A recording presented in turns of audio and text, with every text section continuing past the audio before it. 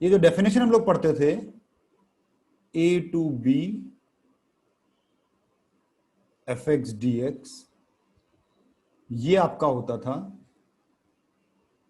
Area under fx above x axis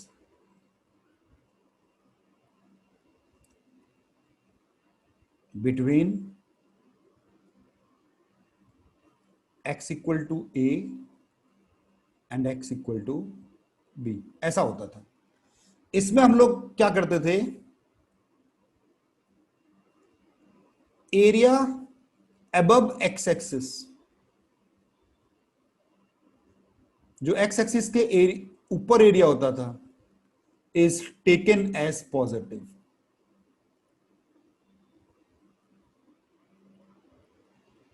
ठीक है ना, और एरिया बिलो एक्स एक्सिस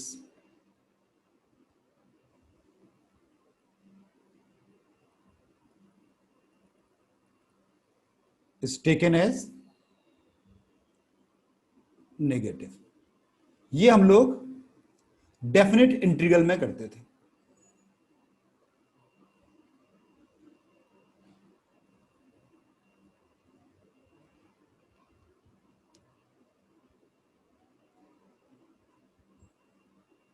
हम डेफिनेट इंटीग्रल में करते थे हम लोग। अच्छा, अब इस चैप्टर में हम क्या करेंगे, इस चैप्टर में हम लोगों को दोनों एरिया को पॉजिटिव लेने हैं। ठीक है ना, तो we need to take magnitude of areas. तो नेगेटिव एरिया नहीं होता यहां पर, जिस एरिया की हम बात कर रहे हैं उसमें नेगेटिव एरिया नहीं होगा।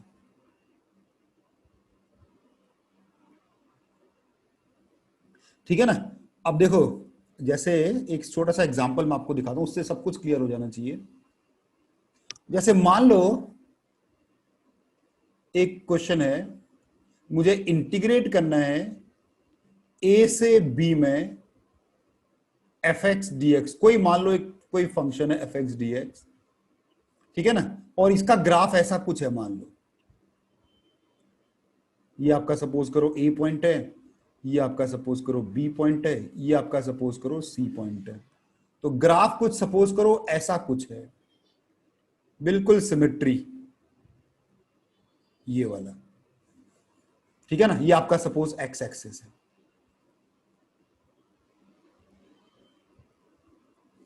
अगर आप डेफिनेट इंटीग्रल कर रहे हो,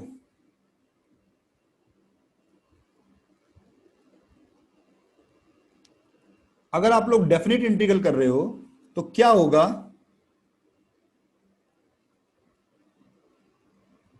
ये x इक्वल टू ए हो गया और ये x इक्वल टू बी हो गया। ठीक है ना,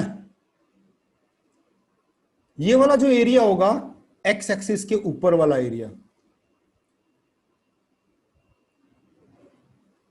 ठीक है ना, ये वाला जो एरिया होगा x एक्सिस के ऊपर वाला एरिया, ये पॉजिटिव लिया जाएगा। और ये वाला जो एरिया होगा x एक्सिस के नीचे वाला एरिया, ये नेगेटिव लिया जाएगा। यानी इस एरिया को हम लोग पॉजिटिव से नोट करेंगे और इस एरिया को हम लोग नेगेटिव से नोट करेंगे। ठीक है ना, इसका मतलब कि अगर मैं इसको डेफिनेट इंटीग्रल से तोड़ूं इसको, यानी a से c F x D x, फिर मैं इसको c से b F x D x करूं तो मुझे a मिलेगा और माइनस a मिलेगा और आंसर 0 आएगा डेफिनेट इंटीग्रल में। डेफिनेट इंटीग्रल में ये चीज 0 आएगी। ठीक है ना।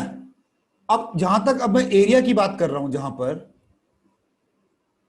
अब मैं एरिया की बात कर रहा हूं, डेफिनेट इंटीग्रल से वेक्टर एरिया निकलता है। अब हम लोग एक्चुअल एरिया, जो हम स्केलर एरिया की बात कर रहे हैं, यहां पर integral of A to B F x D X से एरिया नहीं निकलेगा, इसका मैग्नीट्यूड करना पड़ेगा ऐसे, तब वो एरिया निकलेगा। जिसको हम स्केलर एरिया बोलेंगे।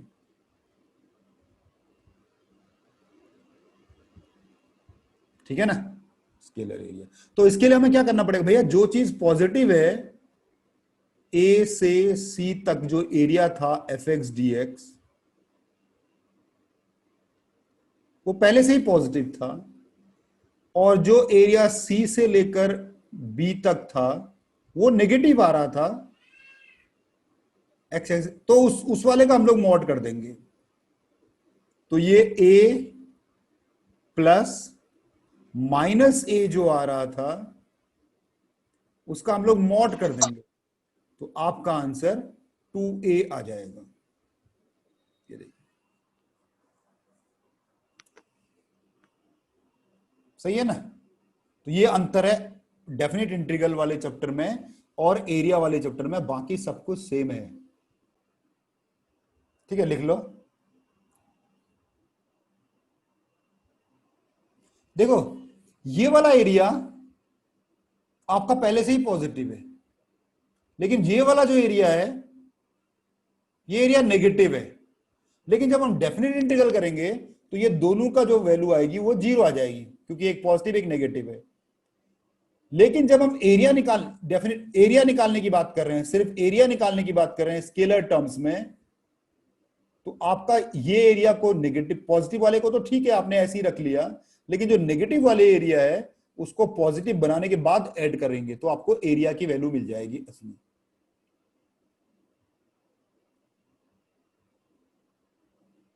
ये है, इतना अंतर है दोनों टॉपिक में, इसके अलावा कोई अंतर नहीं है।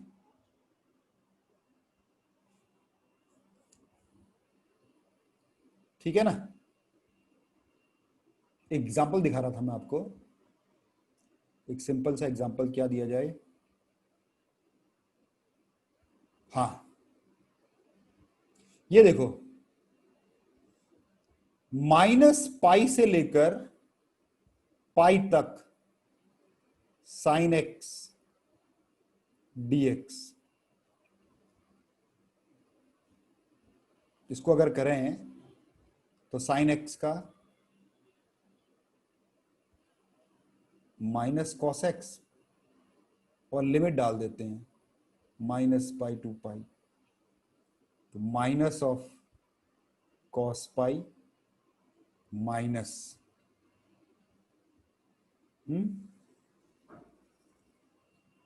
Cos of minus pi. इस माइनस को एक काम करते हैं बाहर निकाल देते हैं ब्रैकेट के, तो cos pi minus cos of minus pi,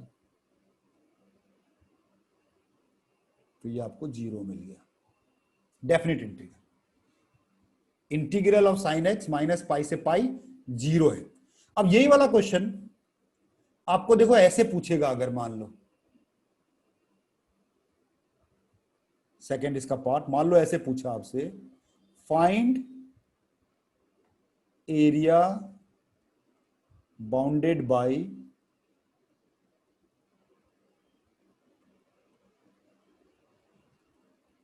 sin x with x axis between x equal to minus pi and x equal to pi। अब देखो दोनों सेम चीज नहीं है। ऊपर वाले में वो डेफिनेट इंटीग्रल की वैल्यू पूछ रहा था, नीचे वाले में वो एरिया निकालने को कह रहा है। दोनों में अंतर है। अंतर ये है देखो, जब आप साइन एक्स का ग्राफ बनाओगे माइनस पाई से पाई के बीच में, तो ग्राफ ऐसे बनेगा,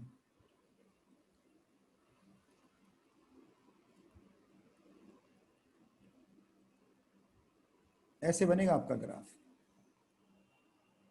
यानी कि ये वाला एरिया 2 होता है, ये वाला एरिया -2 होता है, तो इसलिए ये दोनों ऐड होके 0 आ गए ऊपर। लेकिन जब एरिया की बात करेंगे तो क्या करेंगे, आपको एरिया, रिक्वायर्ड एरिया इज -2 का मॉड करेंगे +2 लिखेंगे तो रिक्वायर्ड एरिया इज 4, जो भी यूनिट होगा 4 यूनिट स्क्वायर। ये आपका आंसर है। देखिए ये अंतर है दोनों। डेफिनेट इंटीग्रल एक्चुअल में वेक्टर एरिया होता है, साइन के साथ एरिया होता है, और एरिया की जब हम बात करेंगे तो वो पॉजिटिव होता है।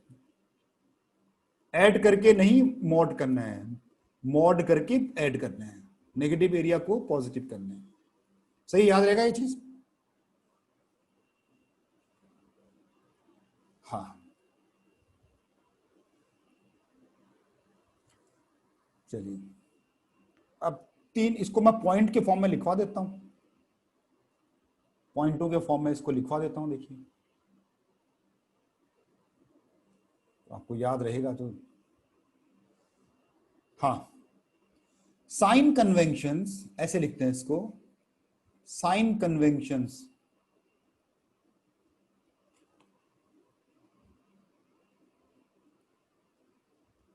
कन्वेंशंस की स्पेलिंग यही हो गया है, sign conventions to find area.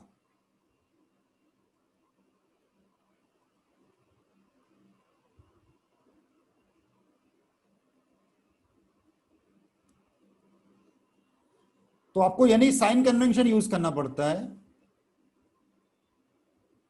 अगर आप इंटीग्रेशन यूज कर रहे हो तो।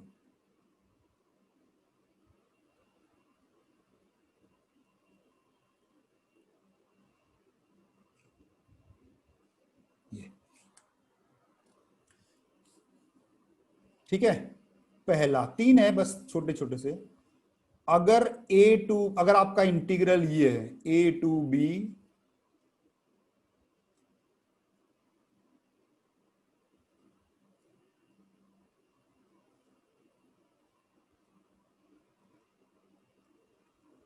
A to B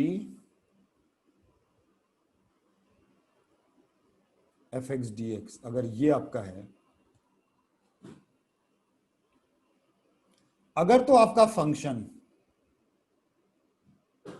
पॉजिटिव है,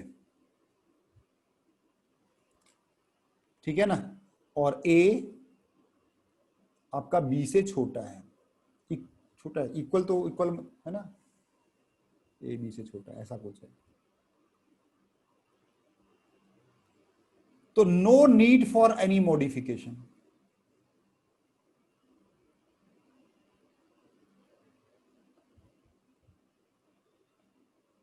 मतलब जो डेफिनेट इंटीग्रल देगा वही एरिया होगा।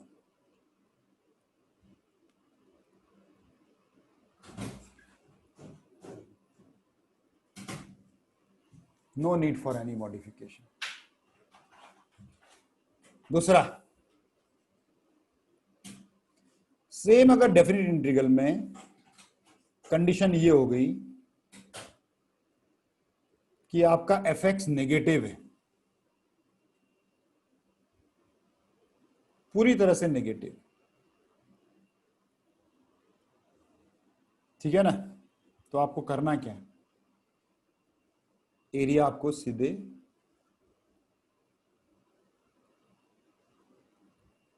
अगर आप डेफिनेट इंटीग्रल से निकाल रहे हो, निकाल लो, उसका मॉड कर दो।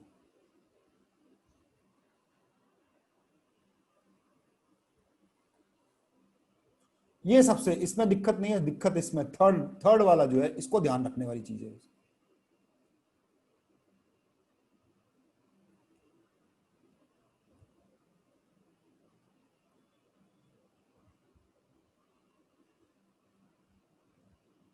इफ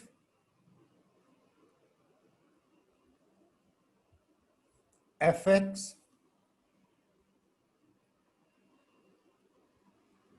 is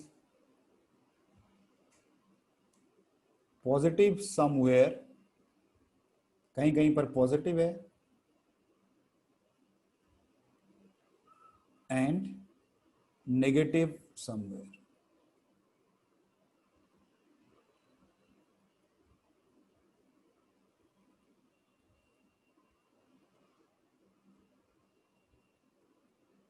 सिंपल लैंग्वेज में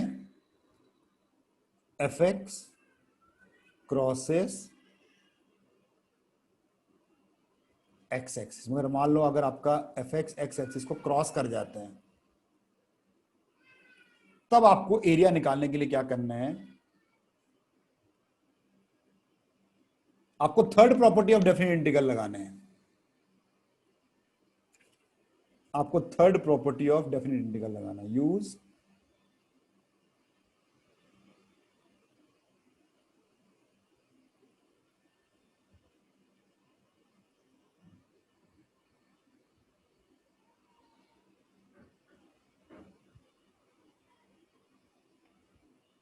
ठीक है ना। ये वाली प्रॉपर्टी आपको लगानी है। कौन सी प्रॉपर्टी? Third property. क्या होती है वो? A to B F x D x equal to ऐसे, ए से एक्स वन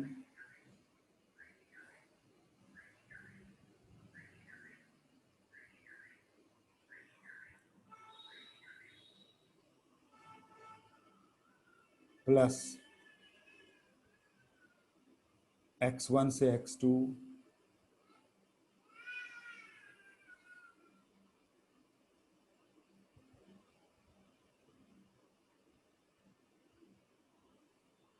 ऐसे करके आपने ये वाली प्रॉपर्टी लगानी है।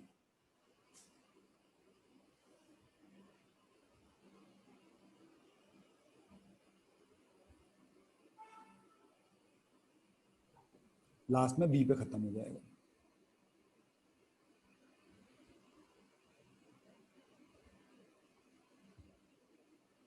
ये ऐसे वाले,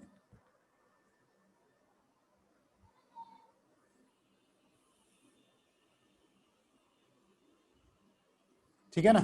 और करना क्या है,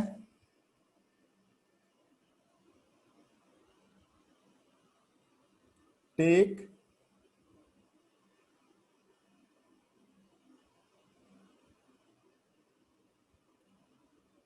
एब्सोल्यूट वैल्यूज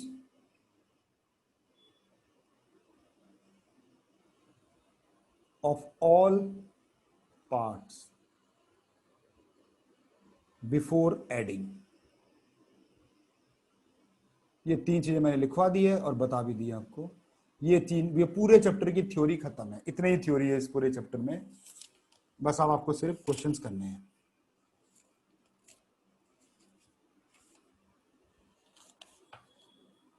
ठीक, एक चीज और है,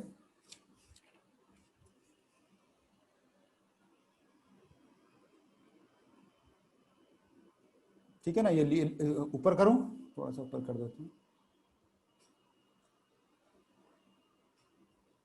ये लीजिए,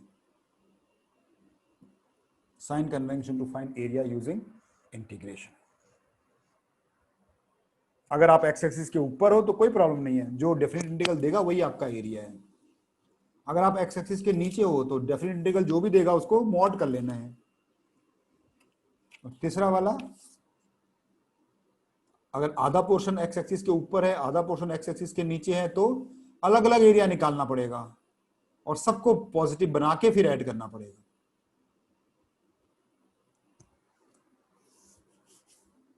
ठीक है ना।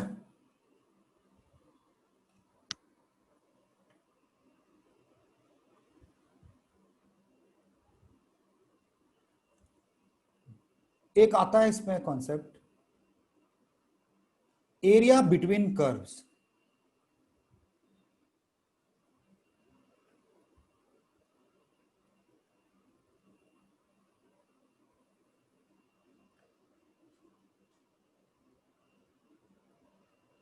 एरिया बिटवीन कर्व्स, इसमें भी आपको तीन सिचुएशन में आपको दिखा रहा हूं।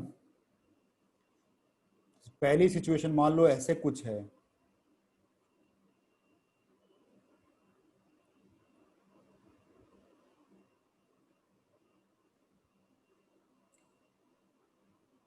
मान लो एक कर्व ये है, ये मैंने एक कर्व बनाया एफ एक्स,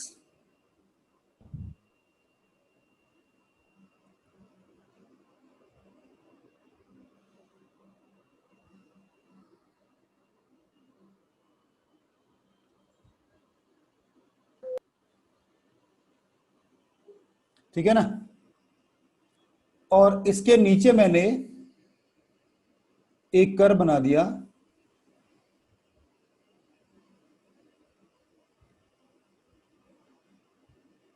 GX।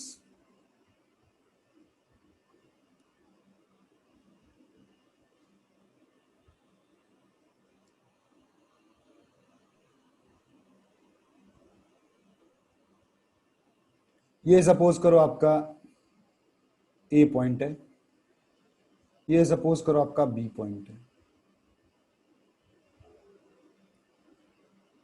ये आपको एरिया निकालना है, बस ये वाला एरिया, ठीक है ना, शेडेड एरिया।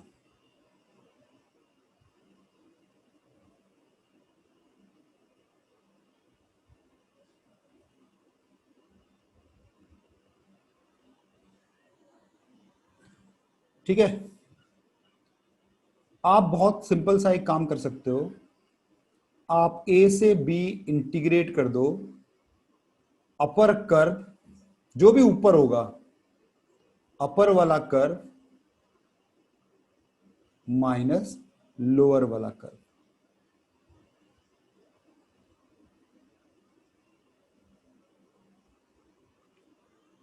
इसका मॉड ले लो, बस upper curve minus lower curve, बस आपको कोई टेंशन लेने की जरूरत ही नहीं है। तीनों केस, मैं 3 केस दिखा रहा हूं आपको, देखो क्या क्या हो सकता है। एक केस तो ऐसा हो सकता है, एक केस देखो ऐसा हो सकता है, आप देख सकते हो कि ऐसा हो कुछ हो गया।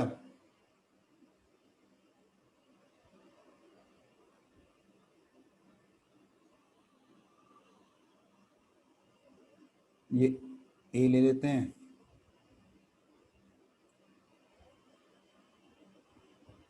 ये बी ले लेते हैं। एक कर्व आपका यूं गया,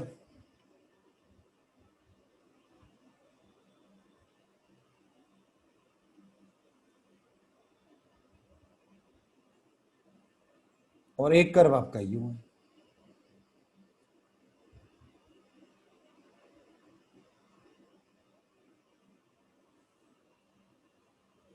ये शेडेड एरिया निकालना है।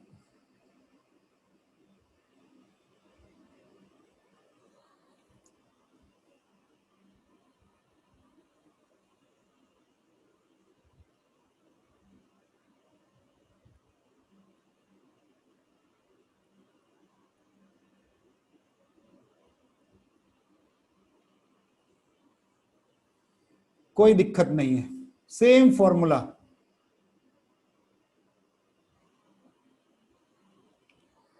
मॉड ले लो, कोई टेंशन नहीं।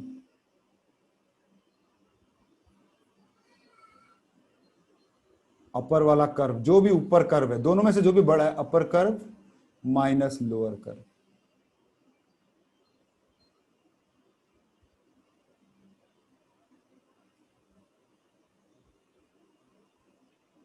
Mod dx। कोई दिक्कत नहीं, बिल्कुल सेम फॉर्मूले से काम कर जाए।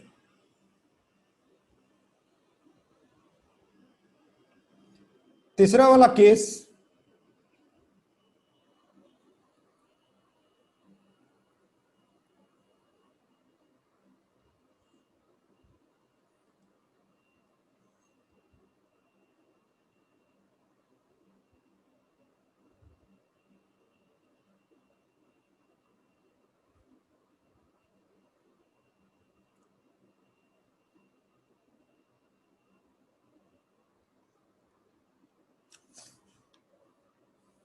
ऐसा कुछ है,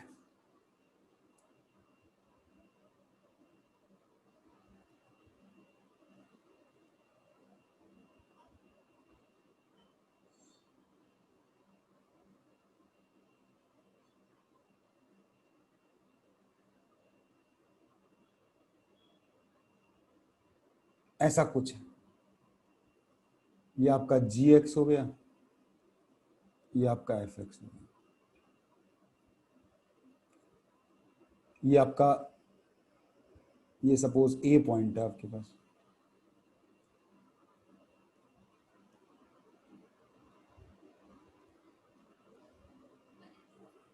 ये आपका सपोज करो ए पॉइंट,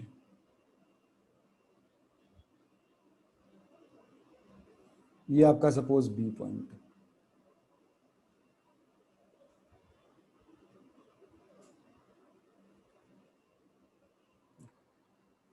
तो आपको ये एरिया निकालना है।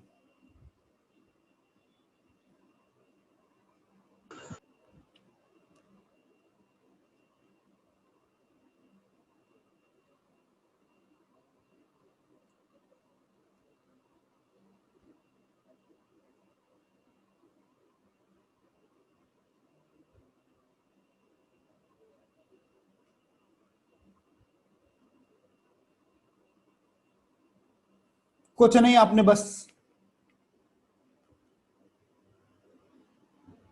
किसी भी एक कर्व को अपर लिख लिया और किसी को भी जिसको मर्जी लोअर ले लिया, मोड तो ले ही रहे हो साथ में, dx। बस तीनों के लिए एक ही फॉर्मूला आपका काम कर जाएगा, कोई दिक्कत नहीं।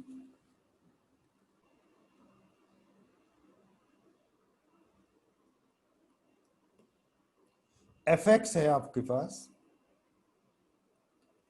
Equal to under root of fractional part of x. x does not belongs to z and 1 when x belongs to z, z मतलब इंटीजर। और gx आपके पास है fractional part of X square, ऐसे। ठीक है ना? Find area bounded by F X and G X. Bounded between भी लिख सकते हैं, area between F X and G x.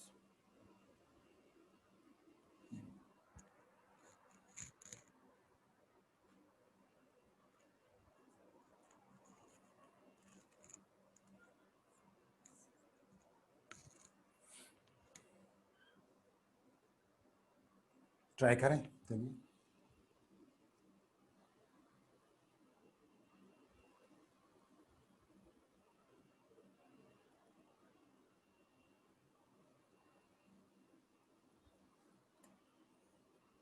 ये है सवाल।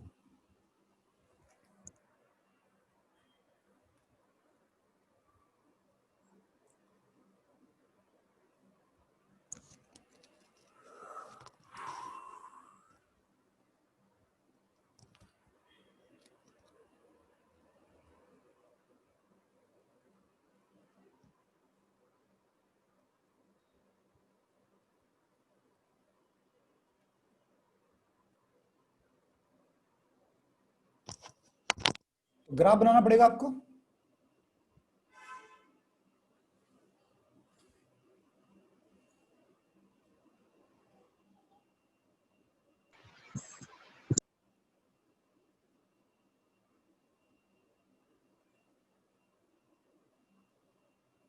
अच्छा देखो, फ्रैक्शनल पार्ट फंक्शन है तो पीरियोडिक तो होगा,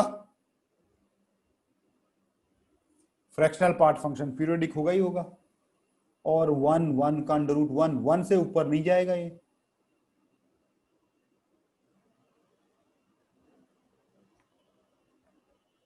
आपका y इक्वल टू वन की लाइन हो गई, वन, ऐसे कुछ बन रहा है। तो इंटीजर पॉइंट्स पे वन दे रहा है हमेशा, वन, टू,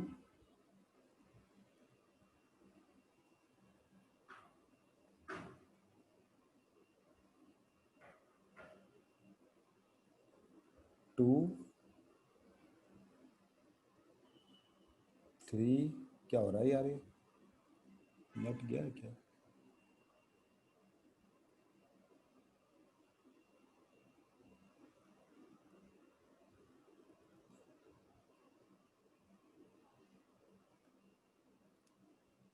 फोर, ऐसे करके बनाना है। अच्छा, बिटवीन एफ एक्स बिटवीन 0 से 10, यहां पर मैं एक वो दे देता हूं, 0 से 10 पे बनाना है आपको। तो 4 5 6 7 8, यहां पर 10 कर देते हैं कहीं।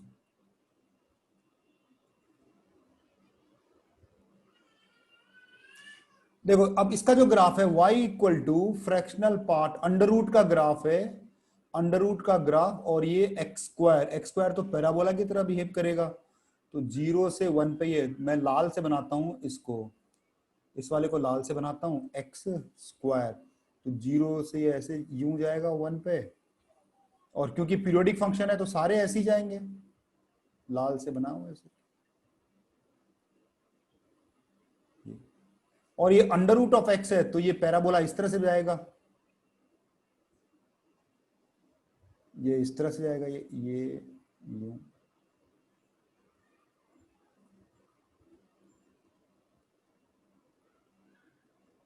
लास्ट तक है ना, 9 हो गया यहां पर, 9 से 10, ये ऐसे जाएगा, ऐसे होगा। यानी पीरियोडिक है, तो अगर मैं एक का एरिया निकाल लूं तो काम बन जाएगा। इसका एरिया निकाल लेता हूं तो इससे काम बन जाएगा मेरा।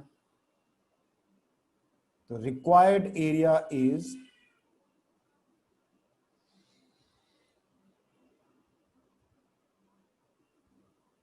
10, ऐसे 10 बनेंगे। रिक्वायर्ड एरिया इज 10 इंटू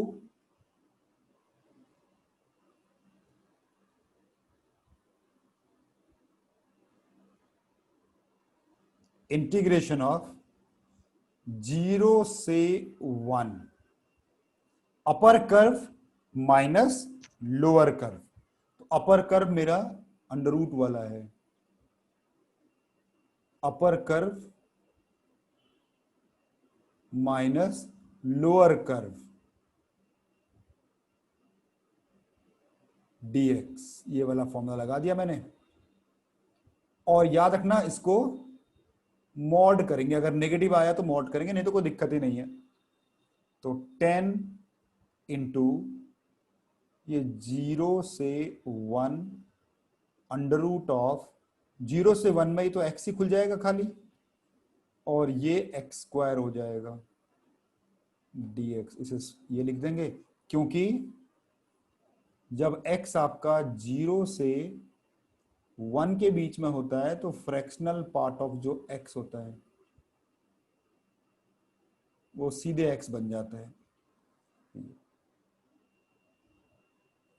इसको सॉल्व करने के बाद 10 से मल्टीप्लाई कर देंगे, x की पावर 1/2, 1/2 प्लस 1/2, 3/2, नीचे 3/2, 2/3, 2/3, और ये 3, 1/3, 2/3 माइनस 1/3, तो 10 इंटू 2/3 माइनस 1/3, 1/3 हो जाएगा ये वाला सीधे कैलकुलेट करके। तो ये आपका आंसर 10/3। अगर मोड आता तो नेगेटिव पॉजिटिव करके, जो भी यूनिट है आपके, जो भी यूनिट मेंशन होगी।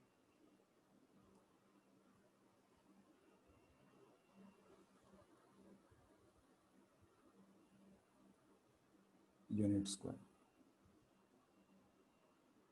ये आपका देखो